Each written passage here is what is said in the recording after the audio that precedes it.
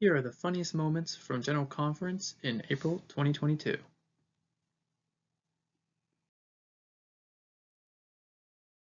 My wife Susan, our 3 sons and their wives, all of our grandchildren, and Elder Quentin L. Cook, my seatmate in the Quorum of the 12 for almost 15 years, all readily will attest to the fact that I do not sing well.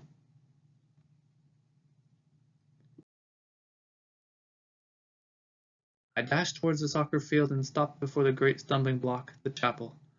I ran to the opposite sidewalk, where there were some big trees, and I decided to run between them so that no one would see me, since it was the time the members were arriving at the meetings. I arrived just in time for the start of the game. I was able to play and go home before my mother got home. Everything had gone well. Our team had won, and I was thrilled.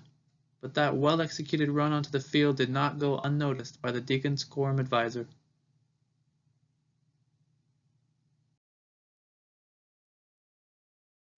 I direct my remarks today to the young people of the church, meaning anyone present Russell M. Nelson's age or younger. I seldom use visuals, but I can't resist sharing this one. This cri de coeur comes from my 8-year-old friend, Marin Arnold, written when she was 7.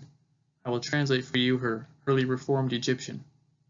Dear Bishop, General Conference was boring. Why do we have to do it? Tell me why. Sincerely, Marin Arnold. Well, Marin, the talk I'm about to give will undoubtedly disappoint you again, but when you write your bishop to complain, it is important that you tell him my name is Kieran, Elder Patrick Kieran.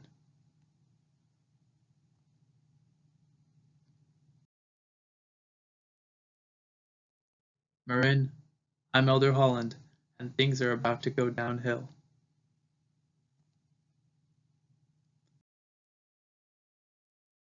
Even as we stay on the sunny side of the street, we do run into that fellow from time to time who is determined to find something bleak and dismal about everything. You know his motto, it's always darkest just before it goes pitch black.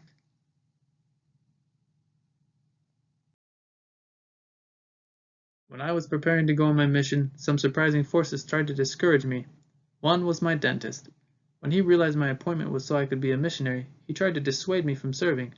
I had not had the least notion that my dentist was against the church. I also was especially interested in a young woman. Several of my friends shared that same interest. I thought to myself, if I go on a mission, I'm running a risk.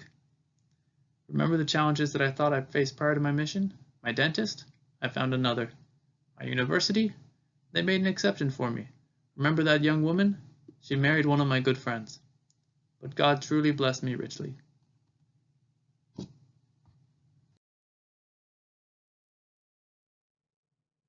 Not long ago, a dear friend had an impression to visit a woman in her ward. Certainly she couldn't go up empty-handed, so she bought a container of ice cream, and off she went to begin what she worried might be an awkward visit. After an hour of talking in the warm summer weather, my friend noticed the ice cream melting through the brown paper bag. She exclaimed, "I am so sorry that your ice cream melted." The woman sweetly responded, "It's okay, I'm lactose intolerant."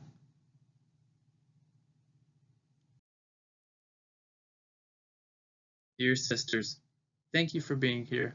I am honored to participate in this women's session of General Conference. On occasion, I have also been privileged to attend young women classes, but let me point out the obvious. I am not young, and I am not a woman. A few years ago, at a family gathering, my then 8-year-old nephew William asked our oldest son Brighton if he would like to play ball with him. Brighton enthusiastically responded, "Yes, I would love to."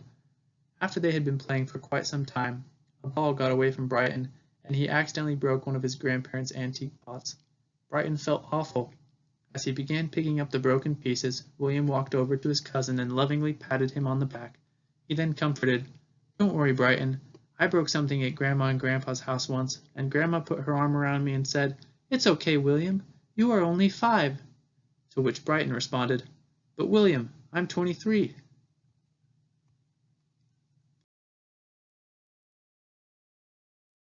Now, for those who are avid bicyclists, comparing discipleship to riding a bike may be a helpful analogy. For those who are not, don't worry. I have another analogy I'm sure every man, woman, and child will be able to relate to. Discipleship, like most things in life, can also be compared to flying an airplane.